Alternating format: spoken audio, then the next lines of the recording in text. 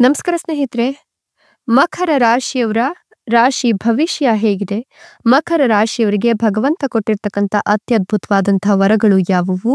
ಮಕರ ರಾಶಿಯವರು ಜೀವನದಲ್ಲಿ ಏನೆಲ್ಲ ಲಾಭಗಳನ್ನು ಪಡ್ಕೊಳ್ತಾರೆ, ಏನೆಲ್ಲ ನಷ್ಟಗಳನ್ನು ಅನುಭವಿಸಬೇಕಾಗಿ ಬರುತ್ತೆ? ಮಕರ ರಾಶಿಗಳ ರಾಶಿ ಭವಿಷ್ಯ ಹೇಗಿದೆ? ಅವರ ಸ್ವಭಾವ ಎಂಥದ್ದು? ಏನೆಲ್ಲ ಫಲಾನುಫಲಗಳು ಬರುತ್ತೆ? ಏನೆಲ್ಲ ಪರಿಸ್ಥಿತಿ ಹದಗೆಡ್ತಕ್ಕಂಥ ಸಂದರ್ಭ ಎದುರಾಗುತ್ತೆ? ಮಕರ ರಾಶಿಯವರ ಒಟ್ಟಾರೆ ರಾಶಿ ಭವಿಷ್ಯ ಹೇಗಿದೆ ಅಂತ ತಿಳಿಸ್ತಾ ಹೋಗ್ತೀನಿ. ಅದಕ್ಕಿಂತ ಮೊದಲು ಈಗಲೇ ವಿಡಿಯೋಗೊಂದು ಲೈಕ್ ಕೊಟ್ಟು ಪ್ರತಿದಿನ ದಿನ ಭವಿಷ್ಯ ತಿಳಿಯಲು ನಮ್ಮ ಚಾನೆಲ್ ಅನ್ನ ಸಬ್ಸ್ಕ್ರೈಬ್ ಮಾಡಿ, ಹಾಗೆ ಬೇಗನೆ ನಮ್ಮ ವಿಡಿಯೋದ ನೋಟಿಫಿಕೇಶನ್ ಪಡೆಯಲು ಬೆಲ್ ಬಟನ್ ಕ್ಲಿಕ್ ಮಾಡಿ ಆಲ್ ಅಂತ ಕ್ಲಿಕ್ ಮಾಡ್ಕೊಳ್ಳಿ. ಇನ್ನು ನಿಮ್ಮ ಜೀವನದ ಸಕಲ ಸಮಸ್ಯೆಗಳಾದಂತಹ ಸತಿಪತಿ ಕಲಹ, ಪ್ರೀತಿಯಲ್ಲಿ ಮೋಸ, ಭೂಮಿ ವಿಚಾರ, ಕೋರ್ಟ್ ಕೇಸ್, ವ್ಯಾಪಾರ, ಹಣಕಾಸಿನ ತೊಂದರೆ, ಸಾಲಬಾಧೆ, ಸ್ತ್ರೀಯರ ಗುಪ್ತ ಸಮಸ್ಯೆ, ಹೀಗೆ ಹಲವಾರು ಸಮಸ್ಯೆಗಳಿಗೆ ಶಾಶ್ವತ ಪರಿಹಾರ ಮಾಡಿಕೊಡ್ತಾರೆ. ಡಿಸ್ಪ್ಲೇ ಮೇಲೆ ಕಾಣ್ತಕ್ಕಂಥ ಗುರುಜಿ ನಂಬರ್ಗೆ ಒಮ್ಮೆ ಕರೆ ಮಾಡಿ ನೋಡಿ. ಹೌದು, ಇದೀಗ ಮಕರ ರಾಶಿಯವರ ರಾಶಿ ಭವಿಷ್ಯ ಉತ್ತಮಗೊಳ್ತಾ ಇದೆ. ಈ ಒಂದು ಸಂದರ್ಭದಲ್ಲಿ ಮಕರ ರಾಶಿಯವರಿಗೆ ಭಗವಂತನು ಅತ್ಯದ್ಭುತವಾದಂತಹ 7 ವರಗಳನ್ನು ಕೊಟ್ಟಿದ್ದು, ಇವರ ಪ್ರಾಮಾಣಿಕತೆಗೆ ತಕ್ಕ ಫಲ ಸಿಗುತ್ತೆ. ಇವರ ಕರ್ಮನಿಷ್ಠೆ ಈ ರಾಶಿಯವರಿಗೆ ಜೀವನದಲ್ಲಿ ಅತ್ಯುತ್ತಮವಾದ ಸ್ಥಾನವನ್ನ ತಂದುಕೊಡುತ್ತೆ ಅಂತ ಹೇಳಿದ್ರೆ ತಪ್ಪಾಗ್ಲಿಕ್ಕಿಲ್ಲ. ಈ ರಾಶಿಯವರಿಗೆ ವಿವಾಹ ಯೋಗ ಕೂಡಿ ಬಂದಿದೆ. ಅವಿವಾಹಿತರಿಗೆ ಕಂಕಣ ಭಾಗ್ಯ ಕೂಡಿ ಬಂದಿದ್ದು, ನೀವು ಇಷ್ಟಪಟ್ಟವರನ್ನೇ ಮದುವೆ ಆಗ್ತಕ್ಕಂಥ ಯೋಗ ಕೂಡ ಇದೆ. ಇನ್ನು ಆಹಾರ ವ್ಯತ್ಯಾಸದಿಂದ ಶರೀರದಲ್ಲಿ ತಳಮಳದ ಅನುಭವ ಆಗಬಹುದು. ಹೀಗಾಗಿ ಆಹಾರದ ಬಗ್ಗೆ ಗಮನ ಇರಲಿ. ಬಂಧು ಬಾಂಧವರ ಜೊತೆಗೆ ಪ್ರವಾಸಕ್ಕೆ ತೆರಳುತ್ತೀರಾ, ಪರರ ಕಷ್ಟಕ್ಕೆ ಸ್ಪಂದಿಸ್ತೀರಾ, ಕೋರ್ಟ್ ಕೇಸ್ಗಳಲ್ಲಿ ಕಾರ್ಯಾನುಕೂಲವಾಗುತ್ತೆ. ಸ್ಥಿರಾಸ್ತಿ ಖರೀದಿಗೆ ನಿರ್ಧಾರವನ್ನು ಮಾಡೋದ್ರಿಂದ ನೀವು ಲಾಭವನ್ನ ಕಾಣ್ತೀರಾ. ಕೃಷಿಯಲ್ಲಿ ಉತ್ತಮ ಲಾಭ ಸಿಗುತ್ತೆ. ಮನಸ್ಸಿನಲ್ಲಿರ್ತಕ್ಕಂಥ ಭೀತಿಯ ಭಾವ ದೂರವಾಗುತ್ತೆ. ಯುವತಿಯರಿಗೆ ವಿವಾಹ ಯೋಗ ಕೂಡಿ ಬಂದಿದ್ದು, ನೀವು ಇಷ್ಟಪಟ್ಟವರನ್ನೇ ಮದುವೆಯಾಗುವ ಎಲ್ಲ ಲಕ್ಷಣಗಳು ಕೂಡ ಗೋಚರಿಸ್ತಾ ಇದೆ.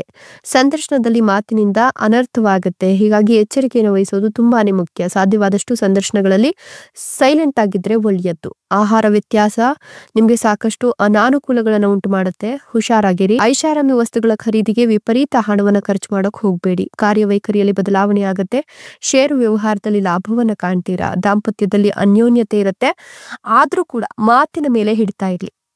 ಸಾಲ ಪಡೆಯಲು ಯೋಚನೆಯನ್ನ ಮಾಡ್ತಿದ್ರೆ ನೀವು ಈ ಸಂದರ್ಭದಲ್ಲಿ ಹುಷಾರಾಗಿರಿ. ಯಾರಿಂದಲೂ ಕೂಡ ಸಾಲವನ್ನ ಪಡೆಯೋಕ್ ಹೋಗ್ಬೇಡಿ. ಸಾಲ ಪಡೆದ್ರಿ ಅಂದ್ರೆ ಮತ್ತಷ್ಟು ತಲೆನೋವುಗಳು ಜಾಸ್ತಿ ಆಗುತ್ತೆ. ದೃಷ್ಟಿದೋಷ ನಿಮ್ಮನ್ನ ಬಾಧಿಸಬಹುದು. ಕಣ್ಣಿನ ಬಗ್ಗೆ ಎಚ್ಚರ ಇರ್ಲಿ. ಮಹಿಳೆಯರಿಗೆ ಸಲ್ಲದ ಅವಮಾನ ಎದುರಾಗುತ್ತೆ. ಈ ಅಪವಾದವನ್ನ ಸಹಿಸಿಕೊಳ್ಳಲಿಕ್ಕೆ ಸಾಕಷ್ಟು ನೋವು ಉಂಟಾಗುತ್ತೆ. ಏನು ನಿಯಮ ಉಲ್ಲಂಘನೆಗೆ ದಂಡ ಕಟ್ಟತಕ್ಕಂಥ ಪ್ರಸಂಗ ಎದುರಾದಿತ್ತು. ಹುಷಾರು. ಆದಾಯಕ್ಕಿಂತ ಖರ್ಚು ಜಾಸ್ತಿ ಆಗತ್ತೆ. ನಾಟ್ಯ ಶಿಕ್ಷಕರಿಗೆ ಕೀರ್ತಿ ಹೆಚ್ಚಾಗತ್ತೆ. ಸರ್ಕಾರಿ ಕೆಲಸಗಳಲ್ಲಿ ವಿಳಂಬ ಧೋರಣೆಯನ್ನ ನೀವು ಖಂಡಿಸ್ತೀರಾ. ದೂರ ಪ್ರಯಾಣಕ್ಕೆ ನಿರ್ಧಾರವನ್ನು ಮಾಡಿದ್ರೆ ಈ ಸಂದರ್ಭದಲ್ಲಿ ಕುಟುಂಬದಲ್ಲಿ ಹಿತಕರ ವಾತಾವರಣ ಸಾಧ್ಯತೆ ಆಗುತ್ತೆ. ಬುದ್ಧಿಶಕ್ತಿಯಿಂದ ಕಾರ್ಯ ಸಾಧಿಸ್ಕೊಳ್ತೀರಾ. ಕೈ ಹಾಕಿದ ಕೆಲಸದಲ್ಲಿ ಪ್ರಗತಿಯನ್ನ ಕಾಣ್ತೀರಾ. ದೇವತಾ ಕಾರ್ಯಗಳಲ್ಲಿ ಭಾಗಿಯಾಗುವಿರಿ. ಅವಿವಾಹಿತರಿಗೆ ವಿವಾಹ ಯೋಗ ಕೂಡಿ ಹೊಂದಿದ್ದು, ಸ್ಥಗಿತಗೊಂಡಿದ್ದ ಕಾರ್ಯಕ್ಕೆ ಮರುಚಾಲನೆ ಸಿಗುತ್ತೆ. ದುರ್ವ್ಯಸನದಿಂದ ಕುಟುಂಬದಲ್ಲಿ ಸಮಸ್ಯೆ, ಅನಾರೋಗ್ಯ, ಹಿತಶತ್ರುಗಳಿಂದ ತೊಂದರೆ, ಮೇಲಾಧಿಕಾರಿಗಳಿಂದ ತಕರಾರು.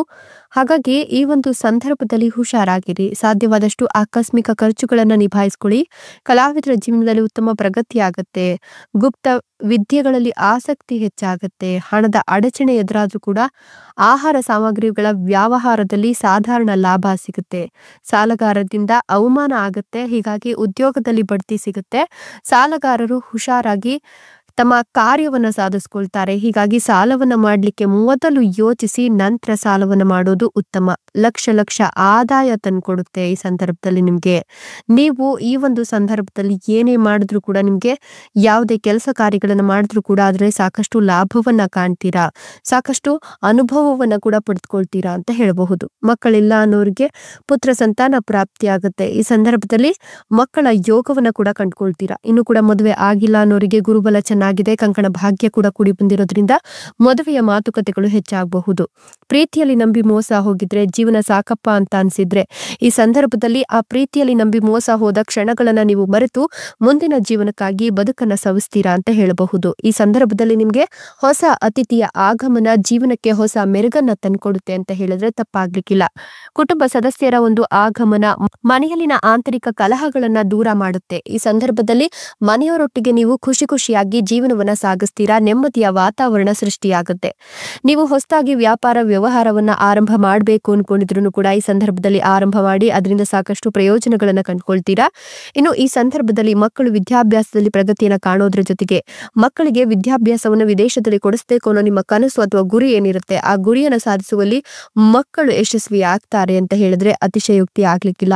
ಮಕ್ಕಳು ವಿದ್ಯಾಭ್ಯಾಸದಲ್ಲಿ ಸಾಕಷ್ಟು ಪ್ರಗತಿಯನ್ನ ಕಾಣ್ತಾರೆ. ನಾವ್ ಏನೇ ಹೇಳಿದ್ರು ಕೂಡ ಈ ಸಂದರ್ಭದಲ್ಲಿ ಅವರು ಕಿವಿಗೆ ಹಾಕೊಳ್ತಾರೆ.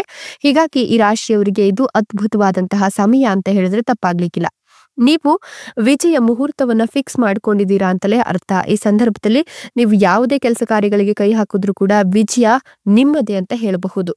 ಇಷ್ಟು ದಿನ ಕೋರ್ಟ್ ಕಚೇರಿ ಅಲೆದಾಟವನ್ನ ಅನುಭವಿಸಿದ್ರೆ ಈ ಸಂದರ್ಭದಲ್ಲಿ ಕೋರ್ಟ್ ಕಚೇರಿ ಅಲೆದಾಟ ತಪ್ಪುತ್ತೆ.